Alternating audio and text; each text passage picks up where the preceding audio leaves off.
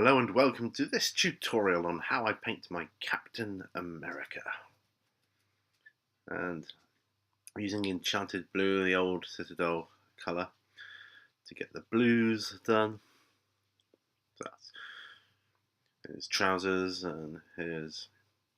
I don't know what it is. It's like a sort of, almost like a chainmail type vest type thing that he wears. I've never known really what it is, but that's what it looks like anyway. But yeah, so that's what we're doing here. Applying that as our base coat. So it's a lovely blue. I do love it. So at this stage, not being too careful, as usual. And I thinned all my paints down in this tutorial with water, apart from the metallics, which was actual thinner. Drakenhof Nightshade is next once that's dry, and we'll just apply that straight from the bottle without thinning it. So yes, so there we go. So that's that. Ethereum Blue was the dry paint I used to put a bit of highlight on the blue areas. So it's a lovely blue, and it goes very well with the Enchanted Blue, I find. Of course, just use whatever blues you want. Obviously, using a lighter one for the highlights.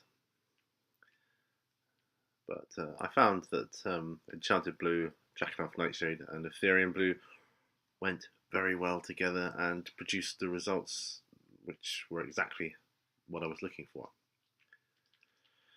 So then I come to do the white bits, namely the star and the A on the top of his head. For this I'm using dead white, but of course you can use whatever white you want. I like dead white because it's a nice consistency. I would have gone with white scar otherwise,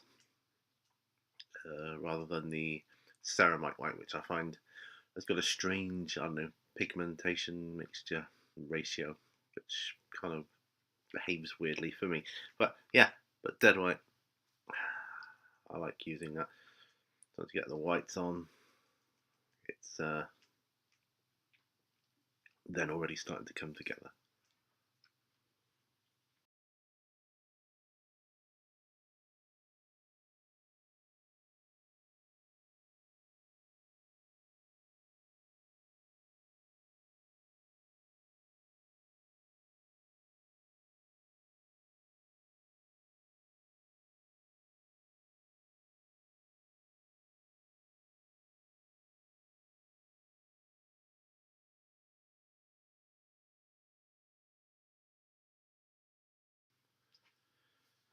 So as you can see, it's a little bit finicky.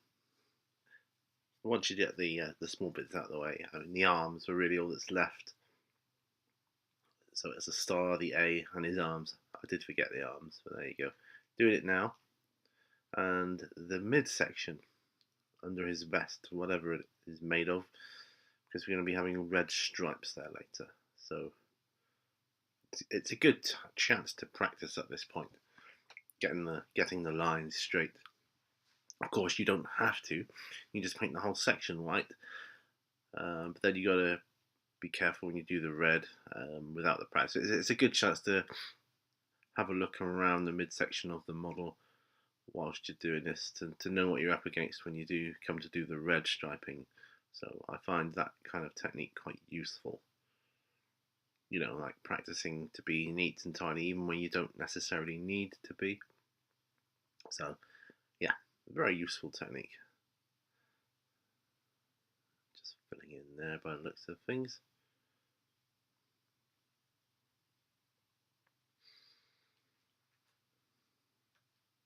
I've said before, you know, on a lot of these, oh, the star on his shield. So there is actually more white than I thought. Yes, of course, the white star on his shield. It seemed like a good juncture to do that.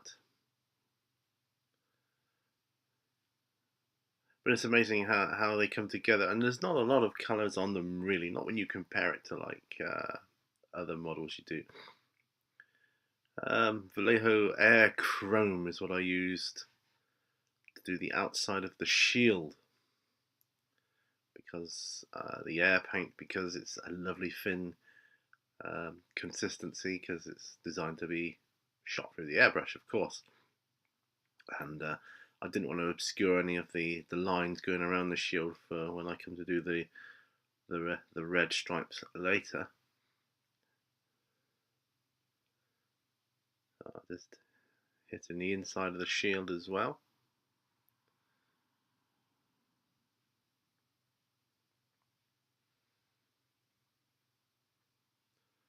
And what I like about all these miniatures, they seem to come together really quickly because they don't use a lot of colours. There you go. Mephiston red is what I used for the base red on his boots and gloves and midsection stripes. Now, I didn't use this on the shield though, as you will see later. You'll see what I did. But once you get these on, he really looks good, I think.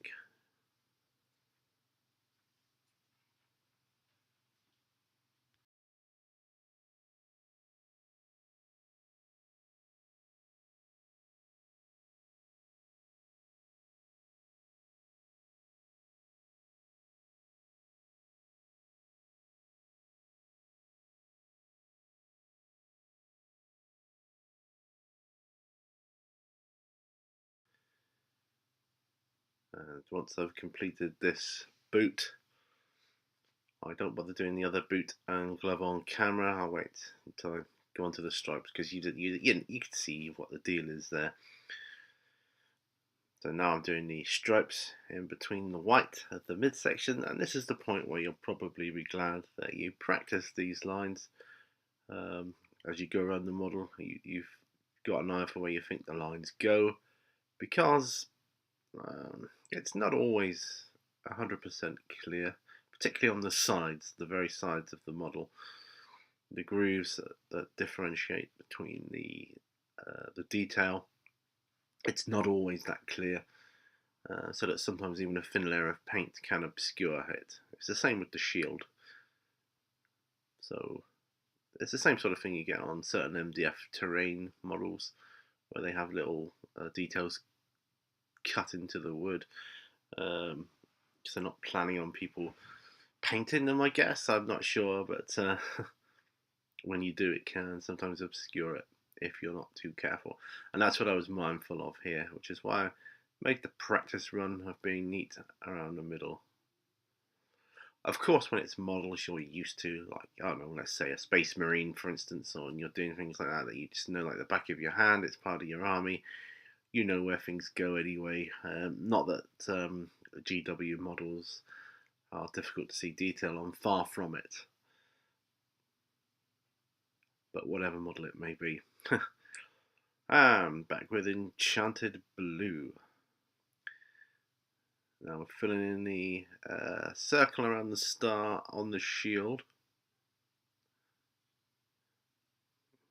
A lot of why I painted it the way I did comes from the fact that I was waiting for certain stages to dry, because I did this all in one afternoon, a couple of hours really. Yeah, I did. The only thing I did the day before was the priming, so I primed it the day before, but I finished it all in one afternoon. So there we go. Now we're going on to the flesh tone, the game colour, bronzed flesh. That is, you can't see it there, but that is what it is. I'll just paint that on the face.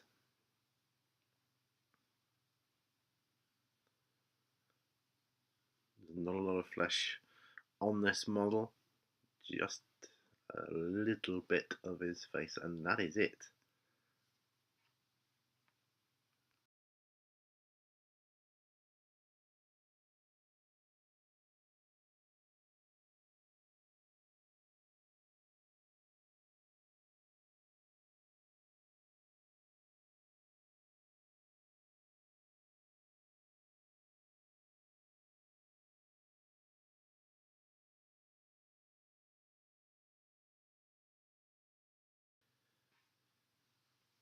Alright, Spirit Stone Red. Now these are the gemstone effect paints. I thought it would be good to use on the shield for the red, because it's got that kind of look to it, I think, on the cover artwork, and a lot of the artwork you see on Captain America's shield, you can see the silver beneath the red in the artwork. So that's the impression I wanted to convey.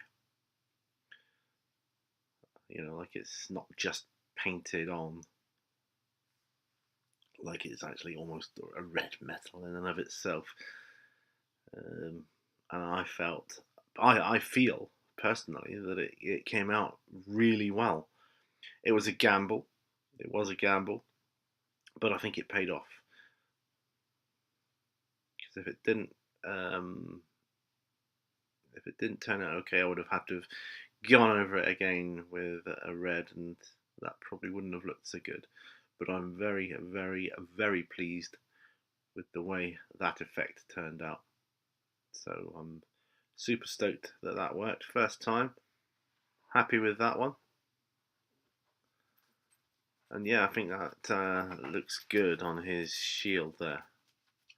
Alright, Reichland Flesh Shade is just what I'm going to dab onto his face, the small patch of skin that he's got. And that's it, really. You know, for his skin.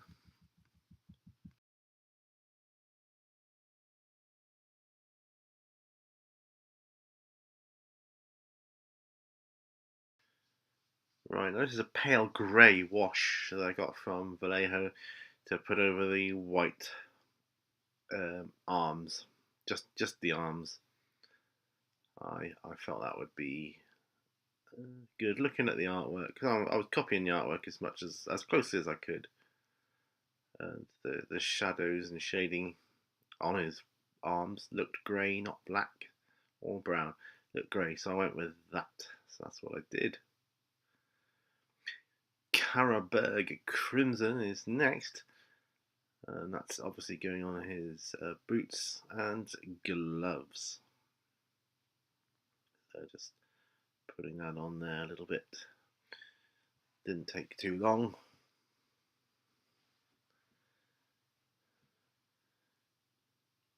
I'd say probably the longest part of doing this tutorial was waiting for the washes to dry, and that's probably it. The rest of it came together really quickly. Okay, Dryad Bark. This is the base coat I used for the leather pouches around his belt. So I was looking a bit out of place there at that point in time. I didn't want to go overboard on it. I'll just put two color minimum on little details like that. I thought, well, you know, we'll get him on the table, or ready to go on the table, I should say. Okay.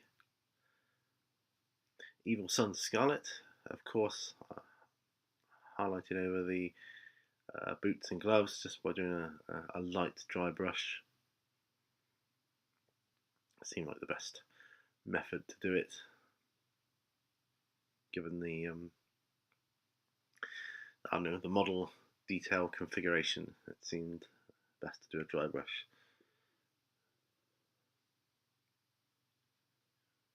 Just turning around just to show how it's done. Red leather is next. That's the final highlight, I believe, on his pouches going around his belt. Then, of course, I just varnished him up, put him on his base, and you will see him in the showcase of Captain America, which I will put up soon as well. So I'll say it here. Thank you very much for watching this tutorial. Remember, all brushes lead to war. And you know, thank you so much. Oh, the very final touch was some lead belcher on the clips around his belt, and that was it. That really was it. But thank you for watching. As I said, remember, all brushes lead to war, and I will see you on the next video. Bye for now.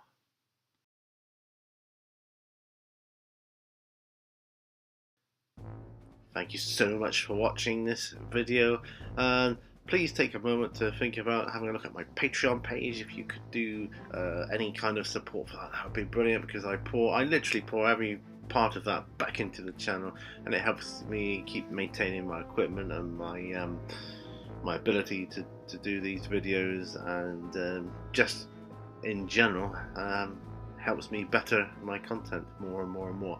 So thanks again, and bye for now.